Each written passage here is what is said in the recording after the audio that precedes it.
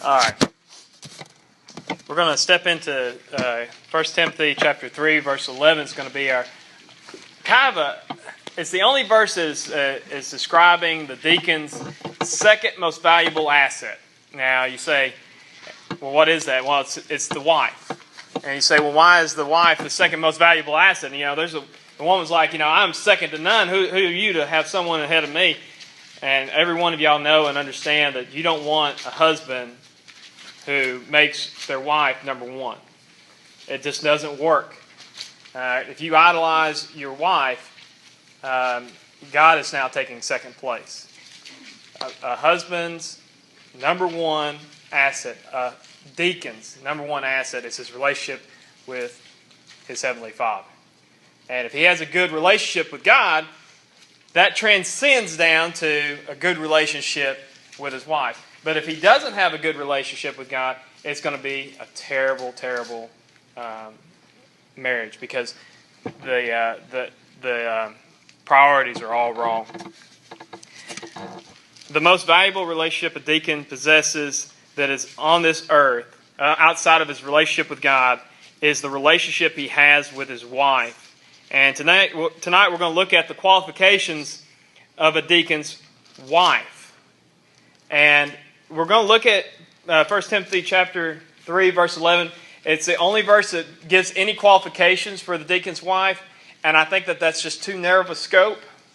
So we're going to broaden that scope, and we're going to incorporate Proverbs chapter 31. So I want to encourage you to go ahead and turn Proverbs chapter 31.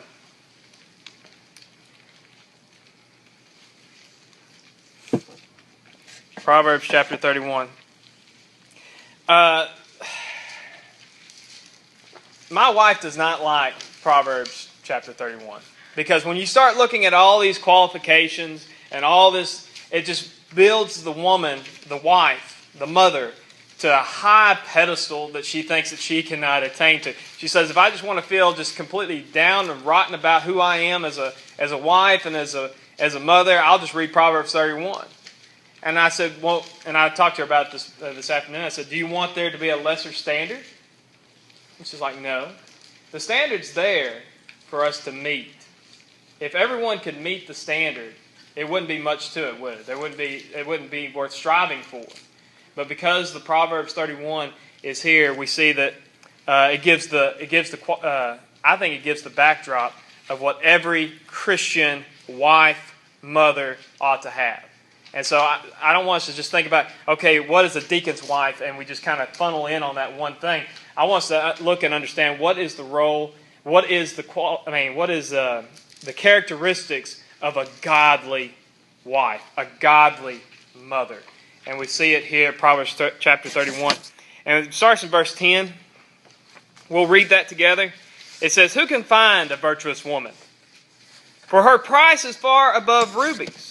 The heart of her husband does safely trust in her, so that he shall have no need of spoil.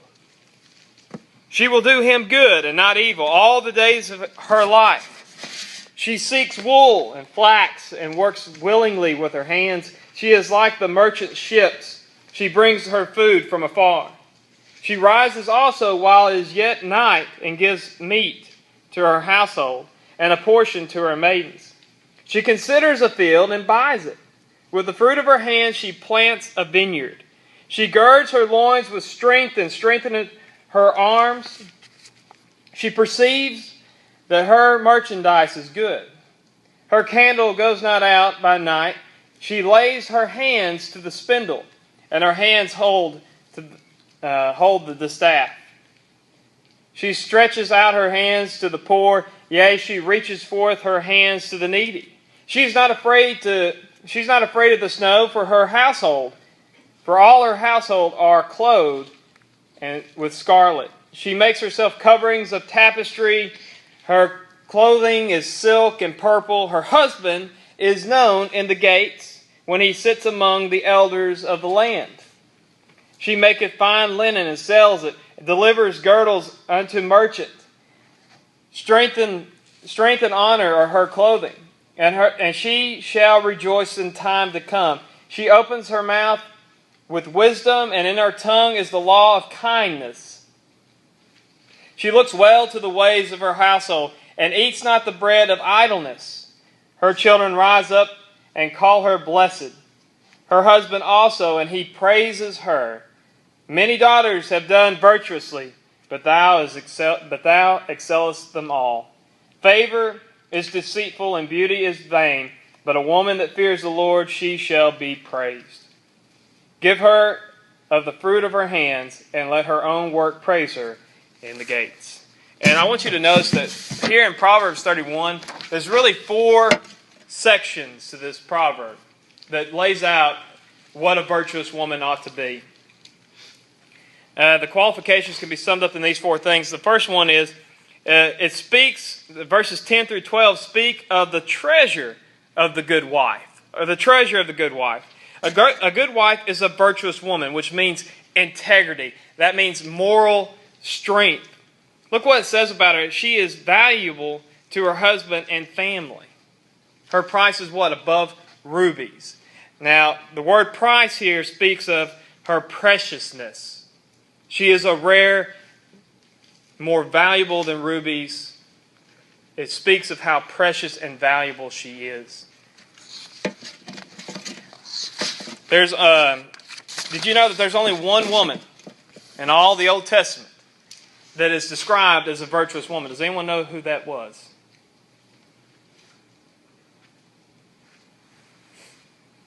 Anybody? It's Ruth. Ruth chapter 3, verse 11, it speaks of her being a virtuous woman. Why does the Bible connect her value, or what does the Bible connect her value as a good wife? It connects her value with the way, or her love. The heart of her husband does safely trust in her. There is safety with her. He confides in her. He trusts her. Trust is the foundation for every relationship. You cannot have a relationship without this. And if trust is compromised, it is the foundation of the relationship. If trust is compromised, the integrity of the building is compromised. The integrity of the relationship is compromised. And so for him to safely trust in her says that this house is strong. This marriage is strong because I trust her. Look at what it says. The first part of Proverbs 31, it speaks about the treasure of a good wife. And the second part of it, it speaks about the work of the good wife. Verse 13 says that she works willingly. This is implying she's not working out of obligation. Okay, she works willingly. She's not being forced by the church to work. She's not being forced by her husband to work or children. She does it out of what? A willing heart. This is what she does willingly. And verses 14 through 22 describes her activities from which we can derive these 3 things. Okay, these 3 things. She's like, well, I don't trade, I don't spindle, I don't do all that. Well, you can derive what he's getting at here is the first thing is she's not lazy. That's basically the premise of it. She's not lazy. She doesn't have idle hands. She is second thing is she's health conscious and energetic. And lastly, she is generous. Remember, it says she gives to the poor.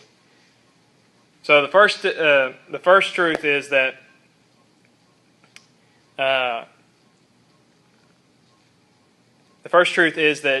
good wife, the good mother, she is first of all valuable. The second part is that you look at the work of the virtuous woman, and then thirdly we look at the truths of a good wife. A good and godly wife is complimented to her husband, as a compliment to her husband, verse 23. Verse 23, it says, her husband is known in the gates when he sits among the elders of the land. Now, every woman knows behind a great man is an even greater woman. Okay, every man ought to know that. If you don't, you're just a little bit naive. You're a little high on yourself. Every good man has an even greater woman behind him. And when you understand that, I get myself in trouble sometimes. Ladies, can I tell you something? This is speaking from a husband perspective. You have a great power that you hold and wield. You can build your husband into the man he ought to be, or you can tear him down and make him feel just gosh awful, terrible. Where do I get this from? Proverbs 14, verse 1. What it says? A wise woman builds her house, but a foolish woman tears it with her own hands. How does that work? If you try to think about molding and shaping your husband, well, why don't you do this and why don't you do that, and you start getting a list of all why don't, and you got that nasal, that helps too. But I was wondering where that came from. No, I don't know any. I just mimic what I. Anyway, if you try to build a husband that way, it's not going to work. How do you build a husband? For you ladies out there, I do recommend a book. My wife was never the same after she read it. It's called Proper Feeding and Caring of Husbands. It was written by a Jewish woman. It's a really good book. And what it basically pulls into is that you build your husband. You have the capacity to build. He would cross oceans. He would climb mountains. He'd go to the very ends of the earth for a woman who esteems him. But for the woman that tears him down, Proverbs talks about, she's like a dripping faucet. A nagging wife is like a dripping faucet. He'd rather dwell in the wilderness than be in the same house as with a woman that nags. And that's what, when we look at what a virtuous woman is, she understands something. The scripture says she's wise. She knows that her tongue holds great power. She could build him up. Because where does a man find his confidence? It's in his wife. It's in his wife.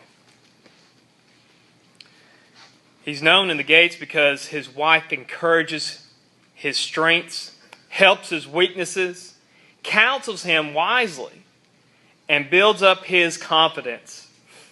Because nothing will destroy a man faster than the words of his wife. Contrast that, nothing will get a man motivated to do something than the words of his wife. Furthermore, we look here, it says a godly woman, she imparts confidence. And I like that. She imparts confidence. Look at verse 25. Strength and honor are her clothing, and she shall rejoice in time to come. Verse 26. She opens her mouth with wisdom. That's that imparting. She opens her mouth with wisdom, and in her tongue is the law of what? Kindness. You know, you can know all the right answers and go the wrong way about it. You know, there's wives, you know that there's a smart way to encourage your husband to do something. You don't tell him, well, you ought to, and you just wagging your finger. But if you can exhort and encourage him to do something, if you would tell him he's smart, oh my goodness, his head would. If you would tell him, hey, there's no one that's better than you at that, honey. The reason I'm asking you to do this is because I know you're the best at it. Oh my goodness, he would just. He said, what am I doing? Oh, I'm dropping that and getting right onto this. Because my wife has esteemed me. That I am capable. That I have a capacity to do this. And furthermore, if you do have something critical to say to your husband, don't do it in public. Don't do it in public. Because it says he's esteemed in the gates. That means everything that she says in public about her husband is good. It's wise. You want to bring shame to a man quicker than anything?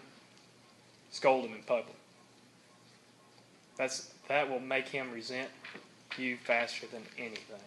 So I encourage you. There's some wisdom. Remember, it's not just saying the right thing, but there's a time to say it. That's wisdom. That's the wisdom part of that. Look at what it says also.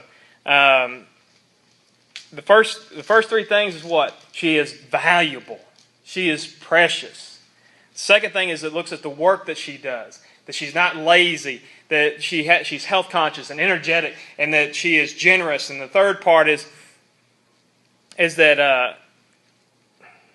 I go blank, I'm sorry. The third part is it talks about the truths of the good wife. And then finally, we're going to look at the testimony of the good wife. the testimony. Her husband thinks she is the greatest. Okay? Her husband thinks she's awesome. Her children, what? Praise her. Look in verse 29 and verse 30. It says, many daughters have done virtuously, but thou excellest them all. Look at verse 28. Her children rise up and call her blessed, her husband also, and he praises her. Now, the wife has a good testimony. And it's not just with those that are without, but those that are within her household. And nudge, nudge, guys. This would be a good thing to tell your wife from time to time. There are great women. They are honorable. That are virtuous. But you excel them all. Oh, man. That would be a good thing to say to your wife. All right. Yeah, there we go. Thank y'all for the help there. So we see what a virtuous woman looks like.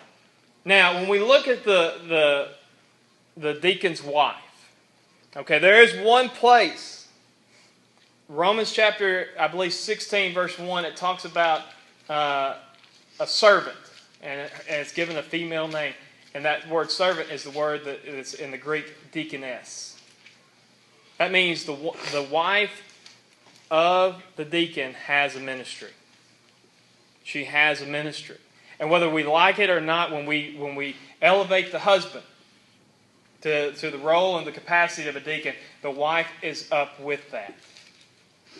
And that's why when we look at this passage, and I want to encourage you to look at it with me in 1 Timothy chapter 3 and verse 11, you're going to see that this is all in the backdrop of the role of the pastor, the role of the deacon, and just right there in there is the deacon's wife. And I want to encourage you with these two ideas that, number one, the deacon's wife is just as called to this capacity, to this ministry. And second is that a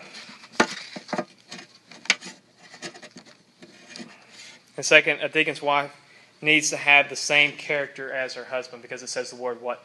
Likewise. Likewise. And if you really want to get down to it, it talks about the pastor, and then it says likewise deacons, and then it says likewise deacons' wives. So if you want to get down to it, if A plus B equals C, the deacon's wife has got a heavy load based upon this passage.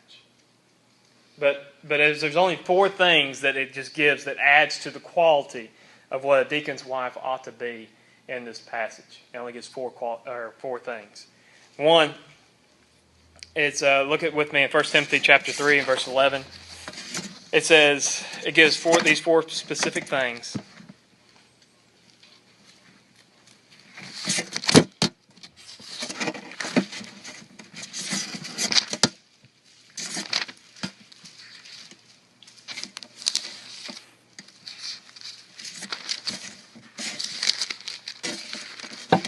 All right, 1 Timothy chapter 3, verse 11, it says, even so must their wives, who's the wives, the deacon's wives, be grave, not slanderers, sober, and faithful in all things. Now, what does that word grave mean? It means to be reverent. That means that she takes the role of being the wife of a deacon very seriously. She is reverent. She takes this very seriously. And so, because she understands this, that in her husband's ministry, she can be an asset or she can be a liability. She can be an asset or she can be a liability. Think about this. If the deacon is gathering, right? If he's out doing work and doing ministry and he's gathering, but the wife is behind him scattering, what kind of work can he accomplish? That's why it shows here that these two have to be co-laborers in this capacity, in this work.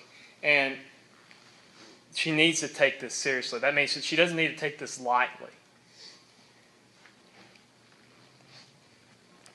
The second one is, next it says it's not to be a slanderer. Now, the word that is used here, it can be translated as being double-tongued or Satan or devil. And what does that mean?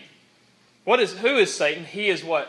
The accuser of the brethren. And when it talks about a slander, what does a slander do? Is they look for fault. They are divisive. And it says that the deacon's wife cannot be this person. There's only one accuser of the brethren, and he don't need any help. All right, so when it talks about this, don't be a devil woman. Be what? You're to be in ministry. Ministry builds. Remember, she remembers the power of her tongue. And she knows that she could build her husband and build this ministry and build. She can tear it down. Because there's what? When we look at James and we learn about the tongue, that it is the greatest destroyer that's ever given. I mean, we think of nuclear bombs and we think about all these powerful weapons that can destroy. Nothing destroys faster. Nothing hurts further or goes further than the tongue. Because once you say something, you can't bring it back. So the deacon's wife understands that she cannot be a slanderer. That means she can't wield her tongue to destroy. So first is that she takes the ministry seriously. She's not slanderous. And then it says that third is that she is grave. Or thirdly, she's grave or reverent. Second, she doesn't slander. And thirdly, she is sober. Now, sober is also understood as temperate, which means great power under control. She is self-controlled. She doesn't go flying off the handle, making a scene. She is what? Self-controlled.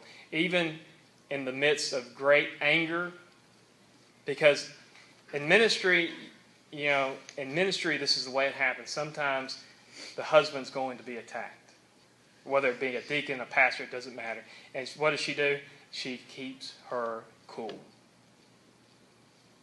And she knows and remembers. Remember what we talked about. The tongue has great power.